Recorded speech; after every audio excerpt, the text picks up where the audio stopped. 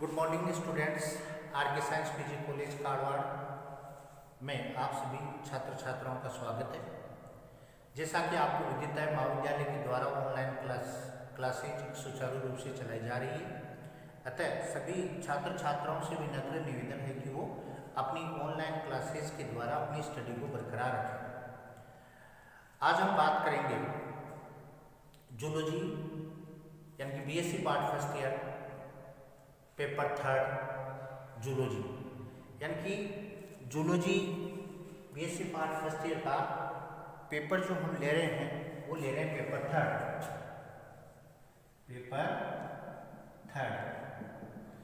Paper का नाम है गैमेट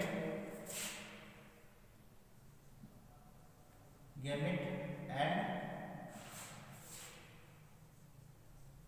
डेवलपमेंट ऑफ बायोलॉजी।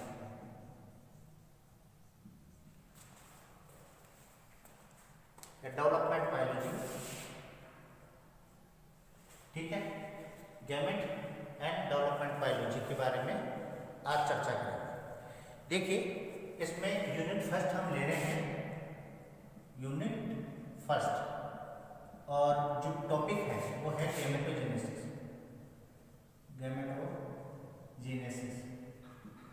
युग्मक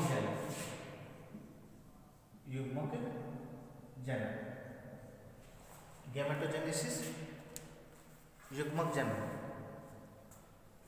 देखिए, युग्मक जनन क्या होता है? मेल और फीमेल जो गोनेड्स होते हैं, यानी कि मेल और फीमेल जो गोनेड्स यानी कि जो जन्नांग होते हैं, जिसमें टेस्टिस होता है, और मेल के अंदर टेस्टिस होता है और फीमेल के अंदर जो होता है ओवरी होती है। तो मेल और फीमेल का जो गोनेड यानी कि टेस्टिस जो होते हैं, टेस्टिस वर्षण और अंडाशय, इन दोनों में ही यानी कि गैमेटोजेनेसिस होता है। तो गैमेटोजेनेसिस का जो प्रोसेस है, ये गैमेटोजेनेसिस होता कैसे, वो सारी चीज़ें हम इस वीडियो में पढ़ेंगे। देखिए, सबसे पहले हम चर्चा करें युग्मक जनन क्या होता है। गैमेट यानी और जेनेसिस यानी कि युग्मक का निर्माण होना। तो ध्यान रखोगे कि जो आदि जनन कोशिकाएं जो होती हैं, जर्मिनल एपिथेलियम सेल्स बता सकते हो आप, या इनको हम कह सकते हैं कि जो गोनेड्स होते हैं उनकी आदि जनन कोशिकाएं जो होती है, उनके द्वारा बारंबार विभाजनों के फलस्वरूप युग्मकों के निर्माण की क्रिया को युग्मक जनन कहते हैं। यानी कि हम ये कह सकते हैं कि वर्षण और अंडाशय जो कि गोनेड्स हैं, वर्षण और अंडाशय के आदि जनन कोशिकाओं के द्वारा शुक्राणु या युग्मकों के निर्माण की क्रिया को हम युग्मक जनन कहते हैं। तो ये आपको ध्यान रखना है, गैमेटोजेनेसिस युग्मक का निर्माण, ठीक है। तो हम परिभाषा में क्या लिख सकते हैं, इसमें डेफिनेशन क्या लिख सकते हैं इसकी, कि in gonads formation of gametes by primordial sex cells and the called of gametogenesis, ठीक है। ये आपको ध्यान रखना है। In gonads formation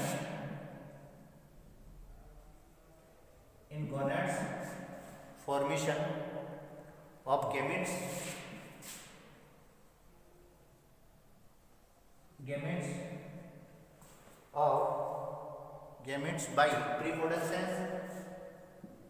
by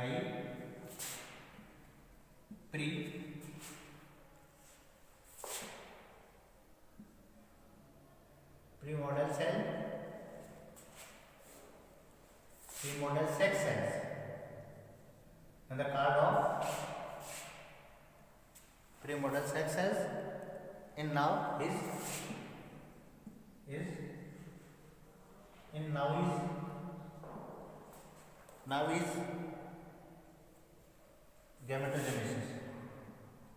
gametogenesis, युग्मक जनन। देखो, ये क्या कहना चाह रहा है, युग्मक जनन होता है, यानी आप कह सकते हो कि जो गोनेड्स होते हैं उनकी प्रीमोडल सेक्स सेल्स यानी कि आदि जनन कोशिकाएं भी बोल सकते हो आप, प्रीमोडल सेक्स सेल भी बोल सकते हो। तो प्रीमोडल सेक्स सेल्स में युग्मकों के निर्माण की क्रिया जो होती है उसे हम क्या वो कहते हैं, गैमेटोजेनेसिस कहते हैं। यानी कि वृषण और अंडाशय के आदि जनन कोशिकाओं में युग्मकों के निर्माण की क्रिया को युग्मक जनन हम कहते हैं। तो ये ध्यान रखोगे। तो in gonads formation of gametes by of primordial sex is the noun is gametogenesis. ठीक है। अब आगे हम चर्चा करते हैं कि गैमेटोजेनेसिस जो होता है युग्मक जनन, उस युग्मक जनन को दो भागों में डिवाइड किया गया है। एक तो आता है स्पर्मेटोजेनेसिस, स्पर्मेटोजेनेसिस इसे बोलते हैं शुक्र जनन, आपको ध्यान रखना है शुक्र जनन। और एक आता है oogenesis जिसे कहते हैं अंडजनन, oogenesis अंडजनन। तो यानी कि ये क्या है, एज ए गोनेड्स है, यानी कि ये जननांग है जहां पर फॉर्मेशन ऑफ गैमेट्स होता है, युग्मकों का निर्माण होता है। तो शुक्र जनन से मतलब आपको पता है स्पर्मेटोजेनेसिस, स्पर्मेटोजेनेसिस से मतलब है कि वर्षण की आदि जनन कोशिकाओं में। अब पर्टिकुलर इनकी डेफिनेशन हो जाएगी, यहाँ पर क्या हो जाएगी कि यहाँ पर आप ले लो स्पर्मेटोजेनेसिस, और स्पर्मेटोजेनेसिस की क्रिया कहाँ होती है, टेस्टिस में, टेस्टिस। और यहाँ क्या होती है, ओवरी यानी कि अंडाशय। तो अब परिभाषा क्लियर हो गई है यहाँ पर कि वर्षण के आदि जनन कोशिकाएं या प्रीमोर्डियल सेक्स सेल। तो वर्षण की आदि जनन कोशिकाओं में शुक्राणु के निर्माण की क्रिया को शुक्रजनन या स्पर्मेटोजेनेसिस कहते हैं। इसी प्रकार यहाँ पर आ जाओ, अंडाशय की प्रीमोर्डियल सेक्स सेल्स में अंडाणु के निर्माण की क्रिया को oogenesis या अंडजनन कहते हैं। या आपको ध्यान रखना है शुक्रजनन और अंडजनन दो भागों में इसको डिवाइड किया गया है। ठीक है। इसके बाद में हम बात करें जो यहां पर किसका निर्माण हो रहा है टेस्टिस में, फॉर्मेशन ऑफ स्पर्म, और यहां पर फॉर्मेशन ऑफ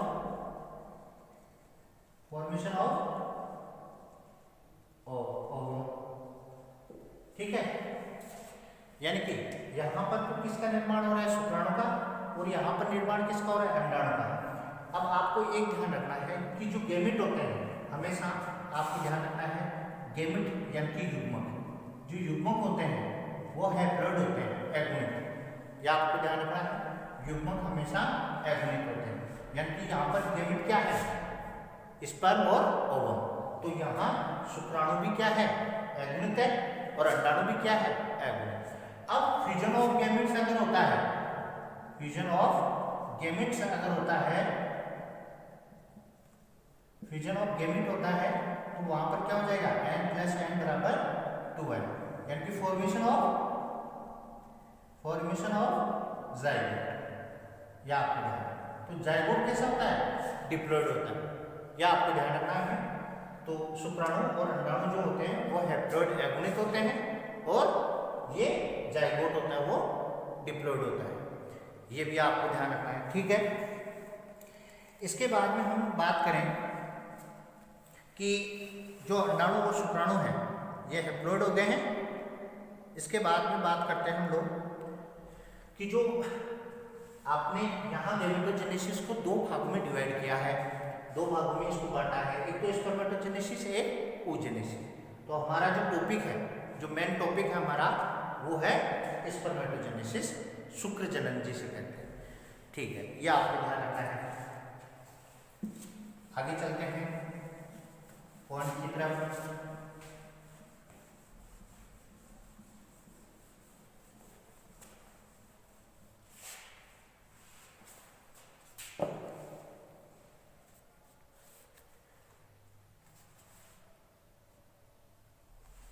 देखिए, सबसे पहले बात करें हम spermatogenesis.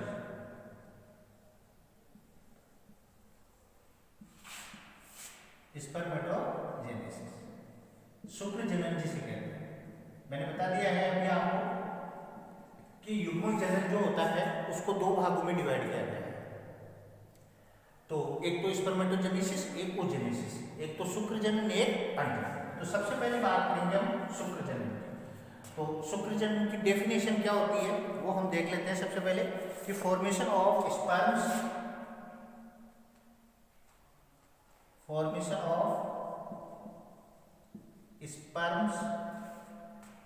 Of sperms by प्रीमोडल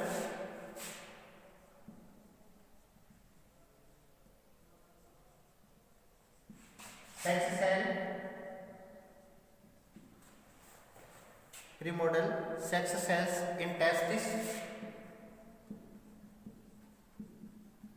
in testis is called of spermatogenesis. या प्रीमोर्डल सेक्स सेल्स यानी formation of sperms by primordial sex cells in the testis of the called of spermatogenesis, यानी कि वर्षण की आदि जनन कोशिकाएं। प्रीमोर्डल सेक्स सेल्स से मतलब क्या है?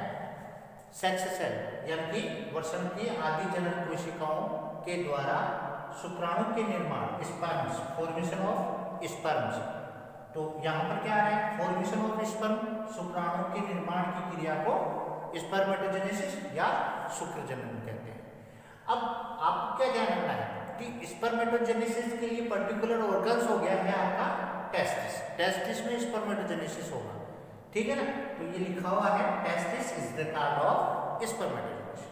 तो आपको ध्यान रखना है कि वर्षण की आदि जनन कोशिकाओं में शुक्राणुओं के निर्माण की क्रिया को शुक्रजनन कहते हैं, ठीक है।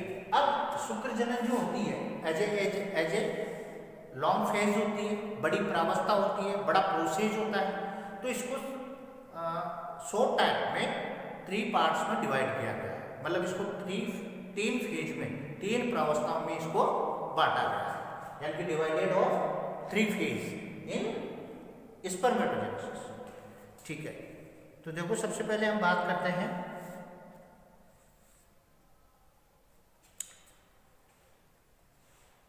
थ्री फेज में इसको डिवाइड किया गया है, पर बड़ा प्रोसेस होने के कारण फेज को भी अलग किया गया है, यानी कि यहाँ पर 2 भागों में इसको हम डिवाइड करेंगे। तो हम कह सकते हैं कि स्पर्मेटोजेनेसिस को 2 भागों में बांटा गया है, या शुक्रजनन स्पर्मेटोजेनेसिस को अब स्पर्मेटोजेनेसिस को आप 2 भागों में 2 पार्ट्स में डिवाइड कर लो, ठीक है। 2 पार्ट्स में डिवाइड कर लो। एक तो आएगा आपका फॉर्मेशन ऑफ स्पर्मेटिड्स, एक तो आएगा फॉर्मेशन ऑफ स्पर्मेटिड्स,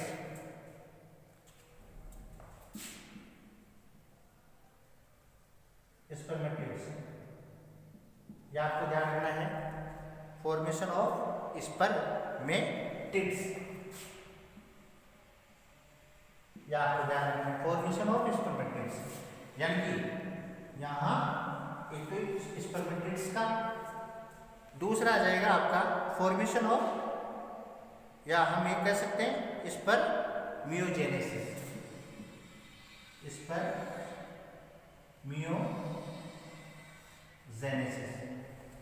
या आपको ध्यान रखना है स्पर्मियोजेनेसिस भी आप इसे कह सकते हो। स्पर्मियोजेनेसिस से मतलब क्या है? इसको तो कह रहे हैं शुक्र कायान,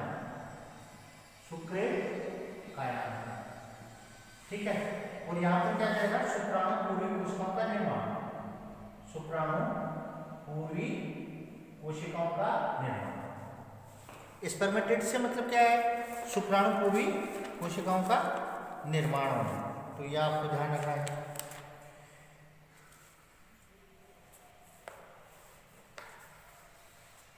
अब देखते हैं हम आगे, ठीक है। अब सबसे पहले फॉर्मेशन ऑफ स्पर्मेटिड्स, क्लियर? देखना है आपको, दोबारा बता देता हूँ। स्पर्मेटोजेनेसिस आप पॉइंट ले लो, स्पर्मेटोजेनेसिस को 2 पार्ट्स में डिवाइड करें सिंपल वे में। एक तो फॉर्मेशन ऑफ स्पर्मेटिड्स, यानी कि शुक्राणु पूर्वी कोशिकाओं का निर्माण होना, ठीक है। इसके बाद में आएगा स्पर्मियोजेनेसिस, शुक्र कायान। तो सबसे पहला पॉइंट आएगा हमारा फॉर्मेशन ऑफ स्पर्मेटिड्स। ठीक है,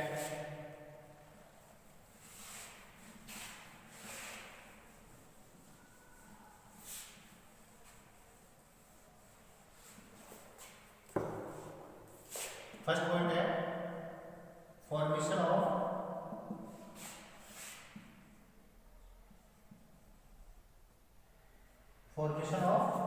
स्पर्मेटिड्स।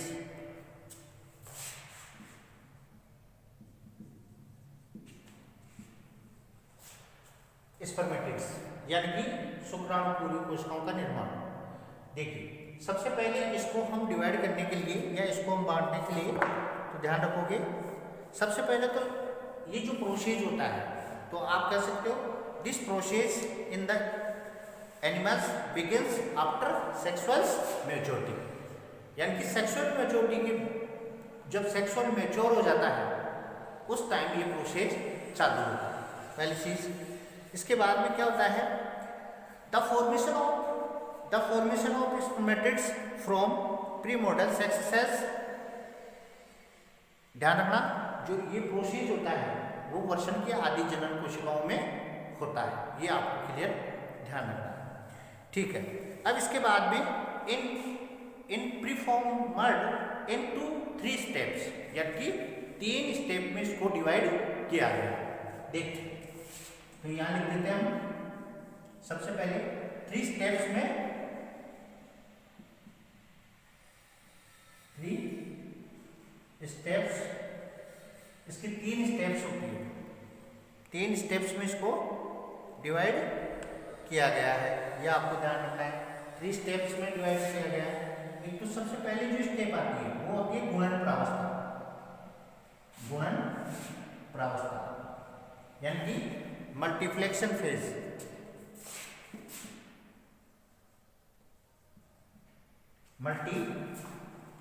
मल्टीप्लेक्शन फेज, एक तो मल्टीप्लेक्शन फेज आती है, दूसरी आती है ग्रोथ फेज, वृद्धि प्रावस्था, जिसे हम क्या बोलते हैं, ग्रोथ फेज। ठीक है, एक आती है मैच्योरेशन फेज, यानी कि परिपक्व प्रावस्था। परिपक्व प्रावस्था, ध्यान रखना, मैच्योरेशन फेज।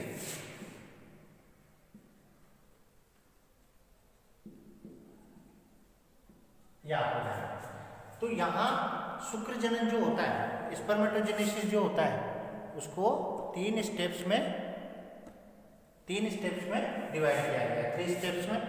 तो सबसे पहले मल्टीप्लेक्शन फेज है, ग्रोथ फेज है और मैच्योरेशन फेज है।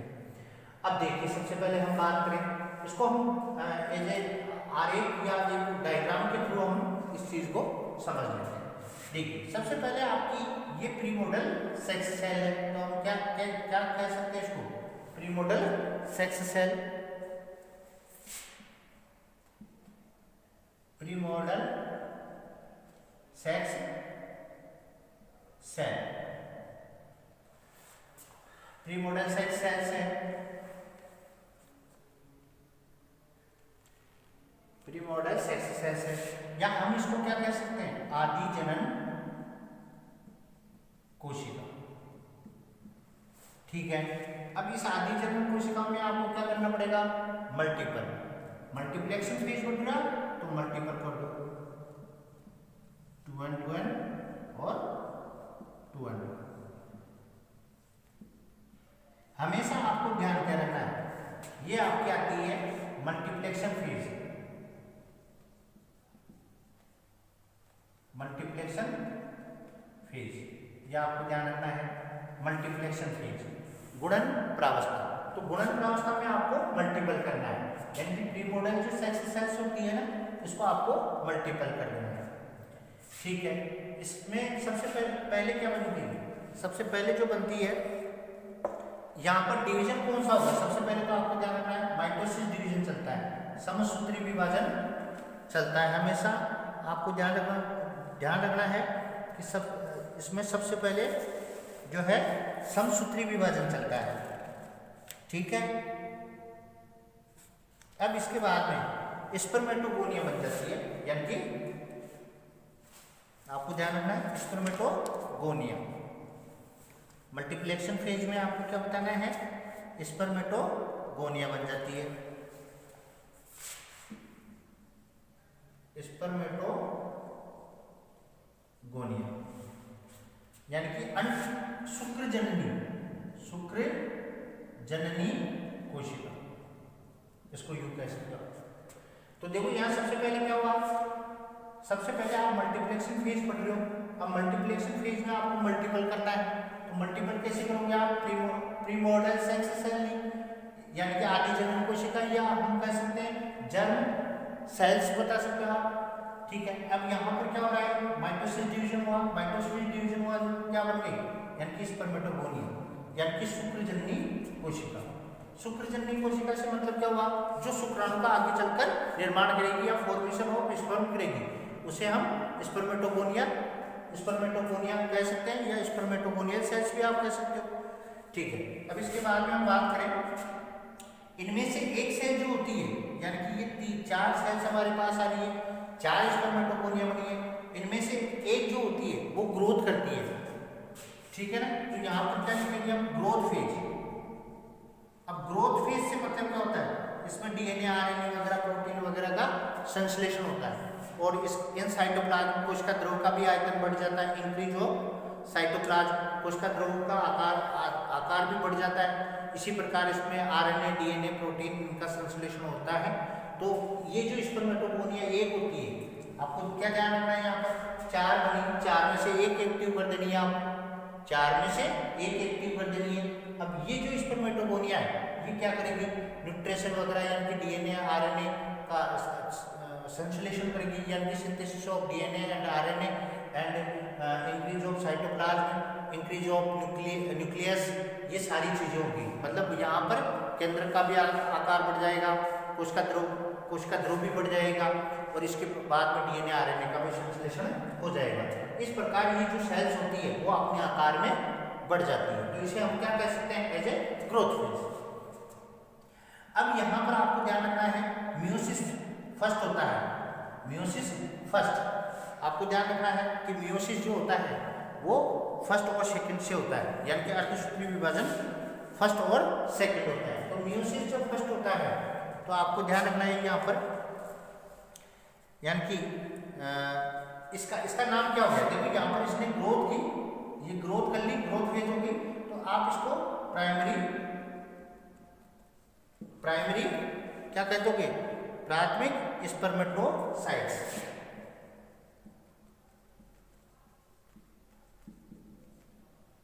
आपको ध्यान रखना है प्राइमरी स्पर्मेटोसाइट, ठीक है। ये प्राथमिक क्या हो गया, प्राथमिक शुक्र, हम कह सकते हैं स्पर्मेटोसाइट को क्या बोलते हैं, प्राथमिक शुक्र कोशिका, प्राथमिक शुक्र कोशिका अपनी भाषा में प्राथमिक शुक्र कोशिका बन गई है, या आपको ध्यान रखना। तो कुल मिला के बात क्या हो गई, यहाँ पर स्पर्मेटोगोनिया थी, स्पर्मेटोगोनिया में आपने क्या कर दिया, स्पर्मेटोगोनिया से आपने चेंज किसमें कर दिया, प्राइमरी स्पर्मेटोसाइट्स, यानी कि प्राथमिक शुक्र कोशिका बन गई। अब प्राथमिक शुक्र कोशिका में आपको मियोसिस फर्स्ट कर देना है, तो आपने मियोसिस फर्स्ट कर दिया। अब इसके बाद में आप मियोसिस सेकंड कर दें, मियोसिस सेकंड कर दें, तो आपके पास क्या बन जाएगी, ये तो बन गई आपकी सेकेंडरी स्पर्मेटोसाइट। द्वितीयक शुक्र कोशिका आप कह सकते हो इसको, द्वितीयक शुक्र कोशिका, ठीक है। अब ये लास्ट में आपके पास अर्धसूत्री विभाजन या मियोसिस सेकंड हुआ, तो क्या बन गई, 4 स्पर्मेटिड्स,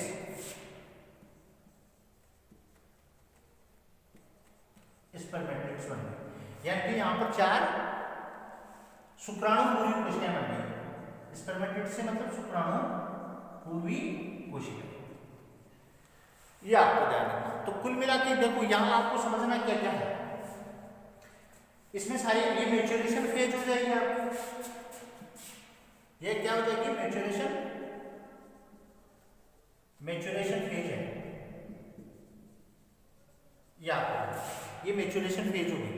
तो कुल मिला के यहाँ क्या हुआ कि फॉर्मेशन ऑफ स्पर्मेटिड्स हो गया, ये यहाँ का, समझ रहे हो मेरी बात को? यानी कि यहाँ आपको ध्यान यहाँ से स्टार्ट करना है। भाई शुक्राणुपूर्वी, भाई आपने क्या है, शुक्र जन्म को दो भागों में बांटा, दो भागों में डिवाइड किया। एक तो शुक्राणुपूर्वी कोशिका का निर्माण और दूसरा शुक्र कायांतरण, स्पर्मियोजेनेसिस। अब सबसे पहले आपको शुक्राणुपूर्वी कोशिकाओं का निर्माण करना है, तो शुक्राणुपूर्वी कोशिकाओं का निर्माण यहाँ से करना है आपको। ये टेस्टिस जो होता है, वर्षण जो होता है, गोनेट्स है, मेल के गोनेट्स के नाम से जानते हैं। तो यहाँ पर ये जो प्रीमोर्डियल सेक्स सेल्स है, यानी कि आदि जन्म कोशिका, ये किसकी है, वर्षण की। तो क्योंकि आप स्पर्मेटोजेनेसिस किस में कराओ, वर्षण में कराओ, तो यहाँ पर प्रीमोर्डियल सेक्स सेल आपने ले ली। तो प्रीमोर्डियल सेक्स सेल जो ये यहाँ है, इस प्रीमोर्डियल सेक्स सेल्स में आपको क्या करना है, माइटोसिस डिवीजन। माइटोसिस डिवीजन आपने किया और यहाँ पर आप क्या बनी, स्पर्मेटोगोनिया। कितनी बनी, 4 स्पर्मेटोगोनिया बनी। अब 4 में से आपको क्या करना है, फर्स्ट एक की बात करनी है, वो क्या करती है, ग्रोथ फेज में बदलती है, यानी कि वो ग्रोथ करती है, ग्रोथ डीएनए आरएनए प्रोटीन इनका संश्लेषण कर लेती है, ठीक है। अब वो किस में बदल गई, प्राइमरी स्पर्मेटोसाइट में बदल गई। प्राइमरी स्पर्मेटोसाइट जो होती है उसमें क्या होता है, मियोसिस फर्स्ट, क्या बनी, सेकेंडरी स्पर्मेटोसाइट्स, स्पर्मेटोसाइट्स बनी। फिर आपको क्या करना है, मियोसिस सेकेंड, क्या बनी, वही आपकी स्पर्मेटिड्स, शुक्राणुपूर्वी कोशिका। तो यह आपको ध्यान रखना है कि शुक्राणुपूर्वी कोशिकाओं का निर्माण ऐसे होता है। यह आपका फर्स्ट पॉइंट, ये 3 फेज में डिवाइड हुआ था, formation of spermatids complete. Next point पे चर्चा करते हैं।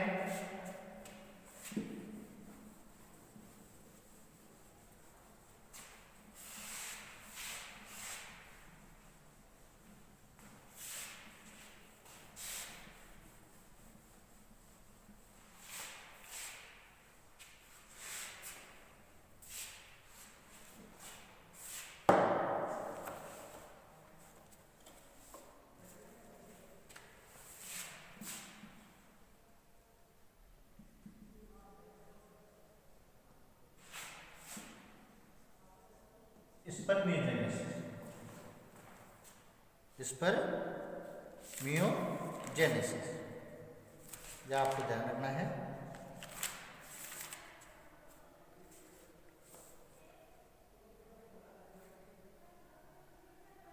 स्पर्मियोजेनेसिस क्या होता है, इसको बोलते हैं शुक्र कायांतरण। देखो इस शुक्र कायांतरण को समझते हैं। देखो आपके पास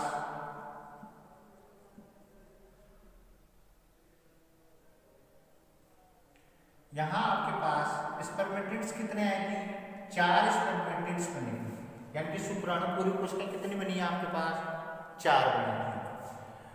अब इन चारों से, यानी कि हम ये कह सकते हैं कि जैसे मान लो 1 हैप्लॉइड, 2 हैप्लॉइड, 3 हैप्लॉइड और 4 हैप्लॉइड, ये 4 स्पर्मेटिड्स आपके अभी हमने बनाई थी। अब इससे क्या होगा, एक स्पर्म बनेगा, इससे क्या बनेगा, एक स्पर्म बनेगा, और इससे क्या बनेगा, एक स्पर्म बनेगा, और इससे क्या बनेगा, एक स्पर्म। ये क्या है, स्पर्म, शुक्राणु, ये है शुक्राणु, ये है शुक्राणु, शुक्राणुपूर्वी कोशिका, ये।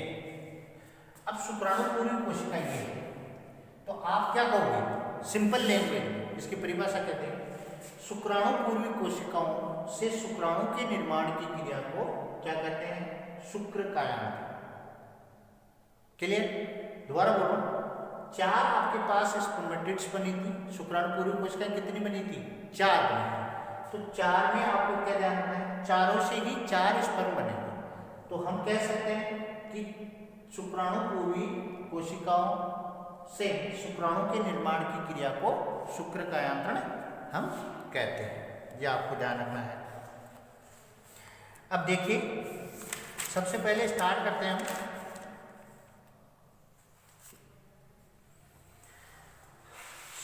स्पर्मियोजेनेसिस। तो ये तो एक सिंपल परिभाषा है, समझने के लिए। देखो शुक्राणु पूर्वी कोशिकाएं यानी कि स्पर्मेटिड्स, स्पर्मेटिड शुक्राणु हम कह सकते हैं शुक्राणु पूर्वी कोशिकाएं। तो शुक्राणु पूर्वी कोशिकाएं इसे क्या बोलते हैं? स्पर्मेटिड्स। तो शुक्राणु पूर्वी कोशिकाएं कैसी होती है? गोल अचल नॉन मोटिल, ठीक है, अगुणित हैप्लॉइड। अगुणित से मतलब क्या है? हैप्लॉइड होती है। पहली चीज तो आपको ध्यान रखना है कि जो शुक्राणु पूर्वी कोशिकाएं स्पर्मेटिड्स होती है, नॉन मोटिल टाइप से होती है, हैप्लॉइड वगैरह होती है, ठीक है, और गोल होती है, राउंड शेप होती है, ठीक है। इनके यानी कि स्पर्मेटिड्स जो होती है, स्पर्मेटिड्स जो होती है, स्पर्मेटिड्स जो होती है, इनके मेटामॉर्फोलॉजी मॉर्फोलॉजी ये ध्यान रखोगे, मॉर्फोलॉजी और मेटाबॉलिक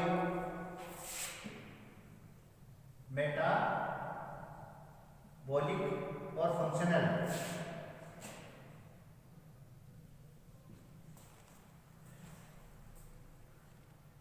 मेटाबॉलिक और फंक्शनल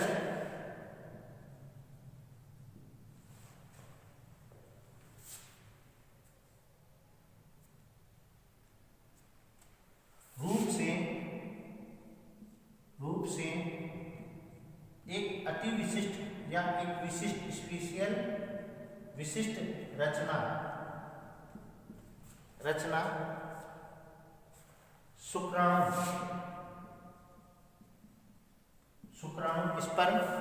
शुक्राणु में परिवर्तन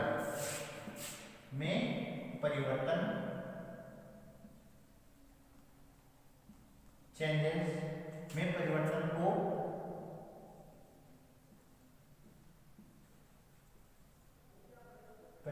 को क्या कहते हैं?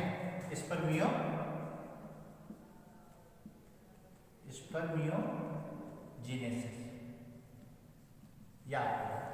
यानी कि अब बात हमारे को समझनी, क्या समझनी? आपके पास चार क्या आई थी? शुक्राणु पूर्वी कोशिकाएं आई थी, चार। स्पर्मेटिड्स कितनी आई थी?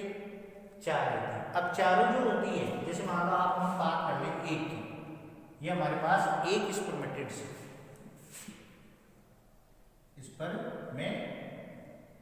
स्पर्मेटिड्स कितनी है हमारे पास?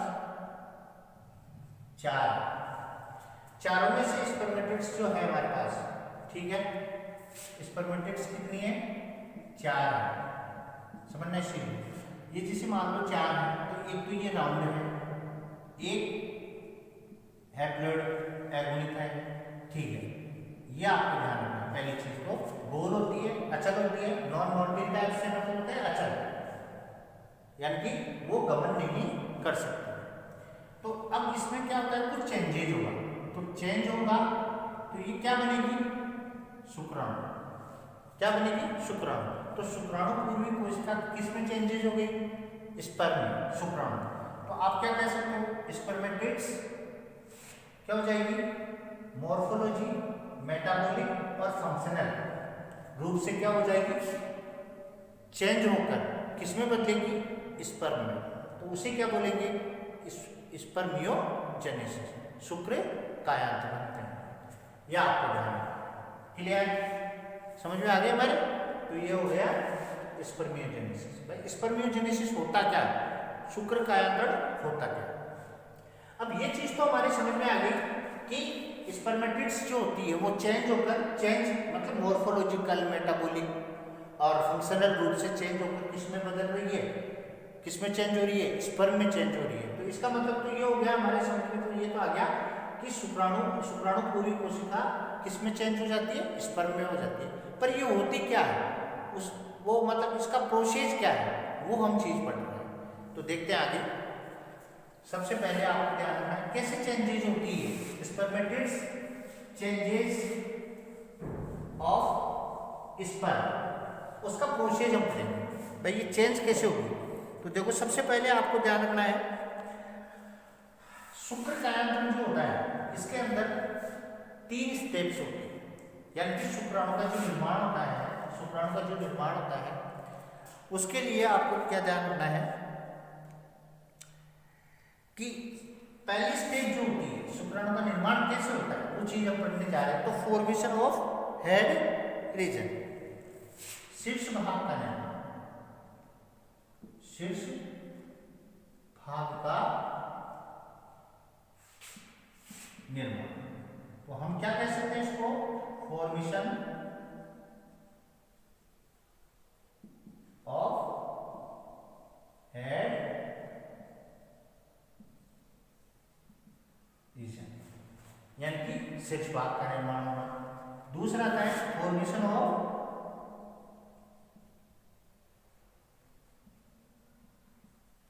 मिडल रीजन, मध्य भाग का निर्माण, और फॉर्मेशन ऑफ टेल, या तो यहां पर शुक्र कायांतरण में आपको बताना है कि जो शुक्राणु बनता है, फॉर्मेशन ऑफ जो स्पर्म होता है उसके 3 पार्ट्स होते हैं, यानी कि शुक्राणु को 3 भागों में बांटा जाता है। सबसे पहले तो बात करें उसके हेड रीजन, सबसे पहले बात करें हम हेड रीजन की। तो हेड रीजन में आपको ध्यान रखना है एक होता है एक्रोसोम, ऊपर जो होता है आपको ध्यान रखना है एक्रोसोम होता है, ठीक है। इसके बाद में यहां अगर बात की जाए तो उसे क्या बोलेंगे, उसे न्यूक्लियस कहेंगे, केंद्रक। यहां पर बात करें तो ये आता है उसका मिडिल रीजन, मध्य, और ये आता है उसका टेल पार्ट, समझना है इस। तो यहां हम बात करें एक्रोसोम की, तो शीर्ष भाग फॉर्मेशन ऑफ हेड रीजन में शीर्ष भाग में 2 भाग होंगे, एक तो होगा न्यूक्लियस और एक होगा एक्रोसोम। आपको क्या ध्यान रखना है कि जो न्यूक्लियस होता है वो सबसे पहले बनता है, उसके बाद में एक्रोसोम बनता है। तो इसलिए हम पहला पॉइंट पहले लेंगे, मतलब जो चीज पहले बनी है उसको पहले लेंगे और जो चीज बाद में बनी है बाद में लेंगे। तो सबसे पहले बनता है formation of nucleus in sperm, सबसे पहले न्यूक्लियस बनेगा और न्यूक्लियस के बाद में आफ्टर ऑफ एक्रोसोम, यानी कि फॉर्मेशन ऑफ या after of formation of acrosome, उसके बाद में आपको एक्रोसोम होगा। अब देखो सबसे पहले क्या है शीर्ष भाग का निर्माण। तो शीर्ष भाग में मैंने आपको पहले कह दिया है शीर्ष भाग को आप 2 भागों में बताओगे, एक तो आ जाएगा आपका न्यूक्लियस और एक आ जाएगा एक्रोसोम।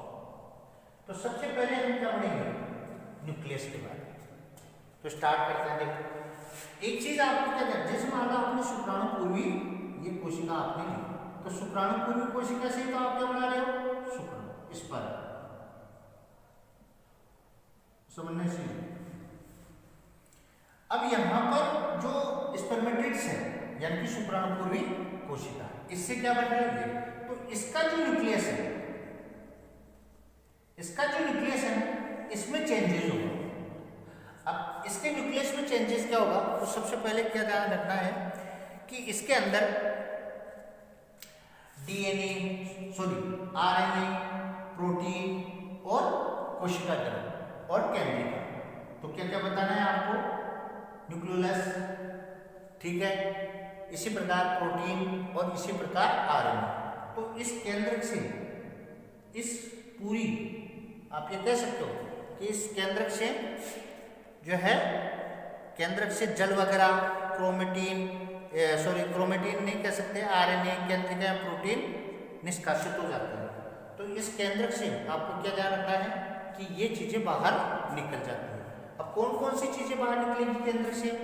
केंद्रिका, ठीक है, प्रोटीन 2 और इसी प्रकार आरएनए और न्यूक्लियर प्लाज्मा, ये सारी चीजें उससे बाहर निकल जाएगी।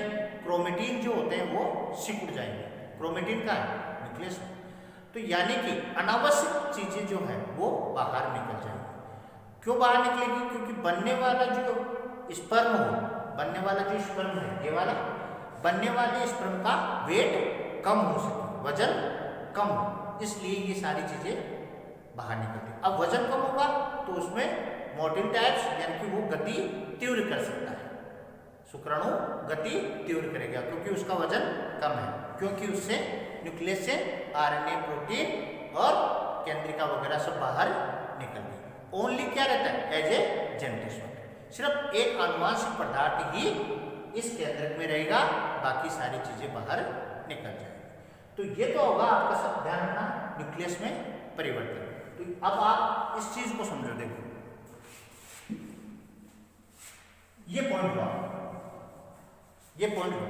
अब इस पॉइंट में आपको क्या लिखना है? पहला पॉइंट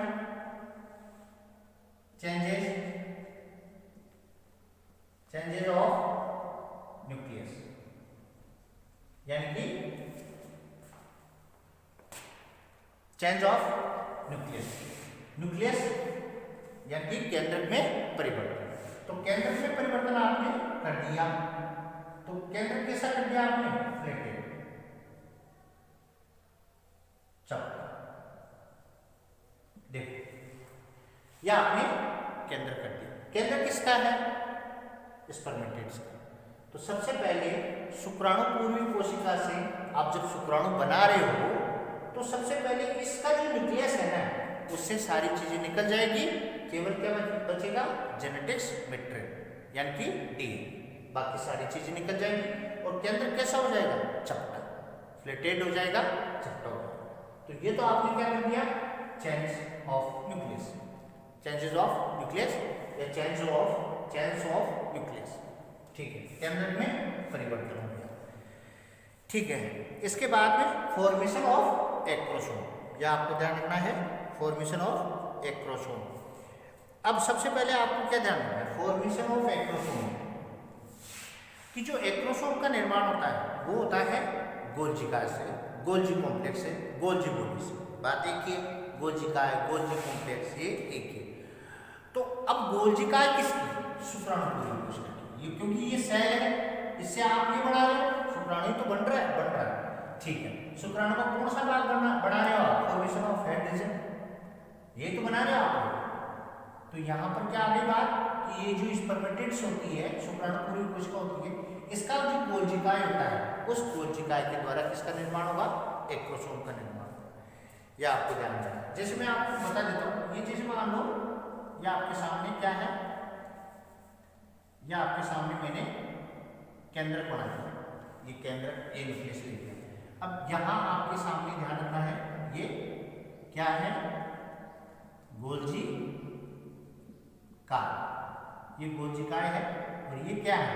एक्रोसोमल ग्रेन्युलर यानी कि एक्रोसोमल कण, एक्रोसोमल कण, ठीक है। अब देखो यहां पर ये गोल्जिकाय इसके पास में आती है, स्टेप चेंज हो जाती है, ये एक वैक्यूल बना लेती है, एक रिक्तिका बन जाती है, ठीक है। इसके बाद में आगे चले, तीसरे स्टेप में क्या हो जाएगा? ये जो गोल्जिकाय की एक बड़ी कैविटी या बड़ी रिक्तिका के द्वारा ऐसे आ जाएगी ऊपर की तरफ, ये मान लो ये वाली, ये जो वैक्यूल होती है ना, रिक्तिका जो है ना, वो ऐसे ऊपर आ जाती है और इसके अंदर क्या होता है? ये क्या बन गया? एक्रोसोम, एक्रोसोम बन गया। ये क्या है? न्यूक्लियस, ये न्यूक्लियस बन गया। अब यहाँ जेनेटिक्स मटेरियल क्या है? डीएनए, ठीक है। यहाँ पर क्या है? एक्रोसोमीन एंजाइम्स होते हैं। एक्रोसोम क्या है? एक्रोसोम क्या है? हम कह सकते हैं कि ये इसके अंदर ये अंडकलाओं को नष्ट करने वाला है, यानी कि ये विभिन्न प्रकार के हार्मोन्स अपने पास रखता है, सिक्रेट करता है, जिससे जो एग मेम्ब्रेन जो होती है, अंडकलाएं जो होती है, वो डिजनरेट हो जाती है, नष्ट हो जाती है। अंडकलाओं को गलाने का जो काम होता है, अंडकलाओं को नष्ट करने, जो ओवम मेम्ब्रेन जो होती है उनको नष्ट करने का काम इसमें जो एंजाइम्स होते हैं वो होता है एक्रोसीन, एक्रोसोमीन, स्पर्मीन, लाइसीन, ठीक है, स्पर्मीन, लाइसीन तो एमिनो एसिड हो गया, स्पर्मीन और हाइल्यूरोनिडेज, ये सबसे इंपॉर्टेंट है। तो यहाँ पर जो ये जो एक्रोसोम बना है, ये एक्रोसोम क्या है, गोल्जी काय के द्वारा बना हुआ है। और इसमें है क्या, इसमें विभिन्न प्रकार के एंजाइम्स होते हैं जो करते क्या है, अंडकलाओं को गलाने का काम करते हैं, अंडकलाओं को नष्ट करने का काम करते हैं, ठीक है। दूसरी चीज, इसमें कौन कौन से एंजाइम्स होते हैं, एक्रोसोमीन, एक्रोसीन, हाइल्यूरोनिडेज, स्पर्मीन, ये विभिन्न प्रकार के एंजाइम्स होते हैं। तो इसमें सबसे इंपॉर्टेंट एंजाइम कौन सा है, हाइल्यूरोनिडेज। जो एग मेम्ब्रेन जो होती है, जैसे एग मेम्ब्रेन में आपको ध्यान रखना है, सबसे पहले जो आती है जोना पेलिशिडा है, पहले तो प्लाज्मा झिल्ली है, फिर उसके बाद में जोना पेलिशिडा है, कोरोना रेडिएटा है, और कोरोना रेडिएटा, ये जो है मेम्ब्रेन विभिन्न प्रकार की पाई जाती है, ठीक है। अब इसमें आपको क्या ध्यान रखना है, मेम्ब्रेना ग्रेनुलोसा, जोना पेलिशिडा और कोरोना रेडिएटा और प्लाज्मा मेम्ब्रेन। तो एनिमल, ह्यूमन, जो मनुष्य है, मनुष्य में प्लाज्मा मेम्ब्रेन और जोना पेलिशिडा और कोरोना रेडिएटा, मेम्ब्रेना यहाँ नहीं प्रेजेंट नहीं है, तो ये चीज आपको ध्यान रखना है, ठीक है। तो ये हो गया आपका केंद्रक में परिवर्तन। तो केंद्रक में परिवर्तन होने से दो चीजें आपके पास बनी है, दो चीज में डिवाइड, एक तो चेंज ऑफ न्यूक्लियस और formation of acrosome, formation of acrosome, ये फॉर्मेशन ऑफ एक्रोसोम, ये क्या हो गया, ये क्लियर आप कर लें इस चीज को। यहाँ पर दो चीज बन गई है, एक तो एक्रोसोम का निर्माण हो गया और एक केंद्रक में परिवर्तन हो गया, दोनों चीजें हमने क्लियर कर ली। एक्रोसोम का निर्माण कर लिया, केंद्रक में परिवर्तन करके इसको चपटा कर दिया, जल वगैरह सारा बाहर निकाल दिया, आरएनए वगैरह, सिर्फ डीएनए आनुवंशिक पदार्थ है, ठीक। इसके बाद में हम बात करें मिड भाग की। अब हम बात करेंगे, एक चीज आपको ध्यान रखनी,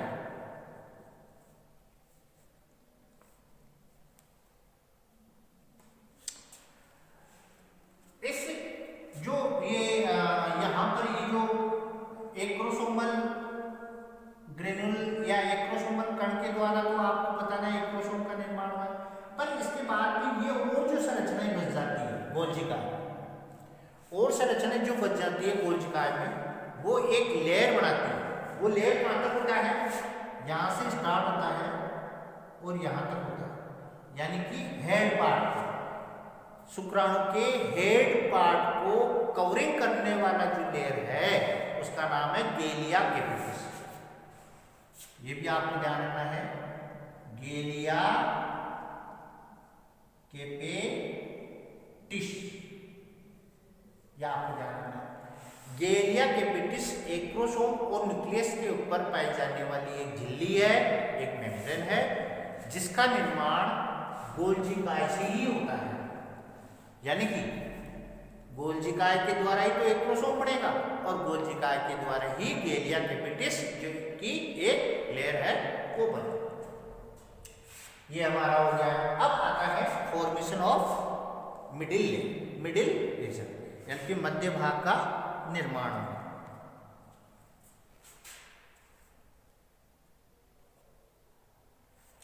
देखिए, ये इसी में ले लेते हैं हम लोग, पॉइंट दूसरा डाल देते हैं पहले।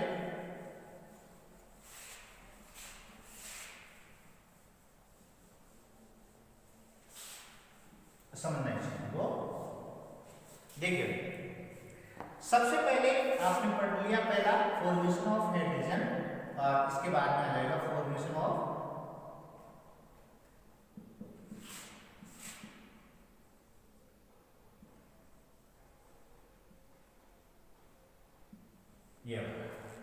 मिडिल। देखिए फॉर्मेशन ऑफ मिडिल रीजन, इसमें शुक्राणु का मध्य भाग का निर्माण कैसे, जैसे मान लो ये आपके सामने, ये हम बता रहे हैं ये न्यूक्लियस है, ये जेनेटिक्स मटेरियल है और ये एक क्रोमोसोम है, ठीक है। अब ये पार्ट आता है आपका इस पर, ये मिडिल पार्ट। इस मिडिल पार्ट की तरफ ध्यान देंगे, यानी कि ये शुक्राणु का क्या हो जाए, हेड पार्ट। और इस हेड पार्ट को आपने फिर दो भाग में डिवाइड किया था, एक क्रोमोसोम में और एक आपने डिवाइड किया था न्यूक्लियस में। ये आपने पढ़ लिया। अब पढ़ रहे हैं ये वाला पार्ट, मिडिल लेयर या मिडिल पार्ट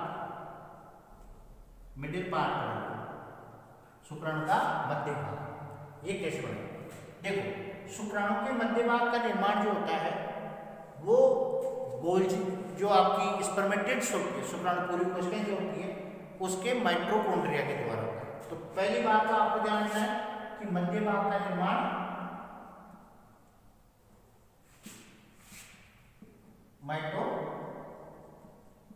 माइटोकॉन्ड्रिया के द्वारा होता है। देखिए यहां पर क्या होता है, माइटोकॉन्ड्रिया फ्लैटेड हो जाता है, चपटा हो जाता है, रिबन शेप हो जाता है। यहाँ पर माइटोकॉन्ड्रिया क्या करेगा, रिबन शेप हो जाता है, ऐसे रिबन शेप हो जाता है, याद करें ये रिबन शेप हो गया। तो यहाँ अक्षीय फिलामेंट के रूप में हो गया अक्षीय तंतु, एक्सेल फिलामेंट, एक्सेल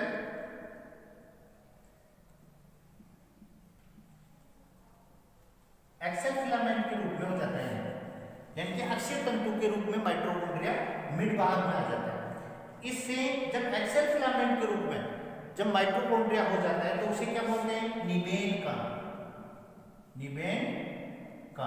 या आपको ध्यान रखना है, निबेन कण क्या होता है, एक्सेल फिलामेंट ऑफ माइटोकॉन्ड्रिया। निबेन कण आपको ध्यान रखना है, या आपको ध्यान रखना है निबेन कण, ठीक है। अब इसके जो पेरिफेरल पार्ट होता है, मध्य भाग का परिधीय भाग होता है, वहां पर साइटोप्लाज्म इकट्ठा हो जाता है, बहुत ज्यादा मात्रा में साइटोप्लाज्म इकट्ठा हो जाता है। तो ये क्या होता है, साइटोप्लाज्म इकट्ठा हो जाता है, तो इसे हम क्या बोलते हैं, मेन चेट। आपको ध्यान रखना है, मेन चेट क्या होता है, मेन चेट कोशिका द्रव्य ही है, मेन चेट कोशिका द्रव्य ही है, परंतु पेरिफेरल पार्ट पर आ जाता है, जो मिडिल पार्ट होता है ना उसके पेरिफेरल पार्ट पे आ जाता है, तो वो क्या बन जाता है यहाँ पर, मेन चेट। या आपको ध्यान रखना है। इसके बाद में एक चीज यहाँ और होती है, जो न्यूक्लियस होता है वो और जो मिडिल पार्ट होता है वो, वहां पर होता है आपका प्रोक्सिमल सेंट्रियोल,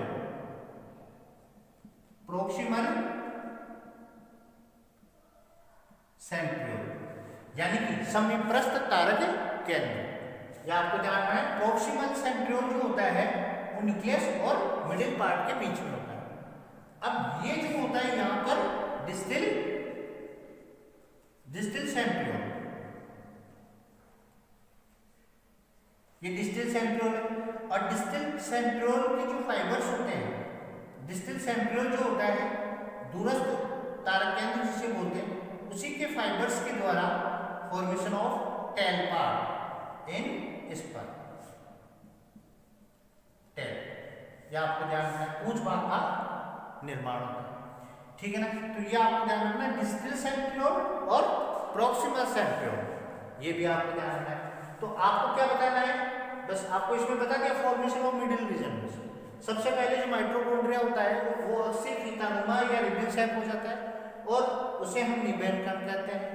तीसरी चीज यहाँ पर जो होता है कुछ जो परिधीय भाग की तरफ, परिधीय भाग के अंदर आपके जो है कोशिका द्रव जो होता है वो इकट्ठा हो जाता है शुक्राणु के मध्य भाग के परिधीय भाग में, यानी कि यहाँ पर जो है कोशिका द्रव इकट्ठा हो जाता है, घना हो जाता है, सघन हो जाता है, तो उसे हम क्या कहेंगे? उसे हम बैंचेट कहते हैं। निवेदन कण आपको पूछ ले तो बता देना, जब माइटोकॉन्ड्रिया अच्छी फीतानुमा आकृति में हो जाता है, अच्छे फिलामेंट के रूप में हो जाता है, तो आप उसे जो है निवेदन कण कहते हैं। ये आपको ध्यान रखना, ठीक है ना।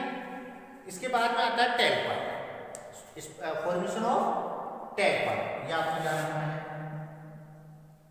फॉर्मेशन ऑफ टेल, देख भाई, शुक्राणु की जो पूंछ का निर्माण होता है तो वो सबसे पहले डिस्टल सेंट्रियोल के द्वारा होता है। सिंपल सी बात ये है, ये रहा दूरस्थ तारक केंद्र के द्वारा होता है। इसमें जो आपको ध्यान रखना है कि जो रेशो होता है, जो हम ये कह सकते हैं, जो फिलामेंट जो होते हैं, ध्यान रखोगे आप, जो फिलामेंट होता है शुक्राणु की पूंछ का जो फिलामेंट होता है, उसमें आपको ध्यान रखना है कि 9+2 पक्षमा पोजीशन बनी होती है इसमें, यानी कि 9 तो दोहरे परिधीय तंतु और 2 सेंट्रल तंतु। यानी कि आपको ध्यान रखना है, कई बार पूछ लेते हैं एग्जाम में कि जो स्पर्म होता है या टेल ऑफ स्पर्म जो होती है, शुक्राणु की जो पूंछ होती है, उस शुक्राणु की पूंछ में रेशो क्या है? तो 9+2। तो 9+2 का मतलब क्या होता है कि ये सेंट्रल पार्ट में तो ये 2, सेंट्रल पार्ट में तो 2 केंद्रीय तंतु होते हैं, सेंट्रल फिलामेंट। और यहाँ पर जो परिधीय भाग होते हैं, इस पर आपको ध्यान रखना है 9 के हिसाब से 2 द्विक तंतु, 2 एक में 2, या यूं भी कह सकते हैं हम इसको,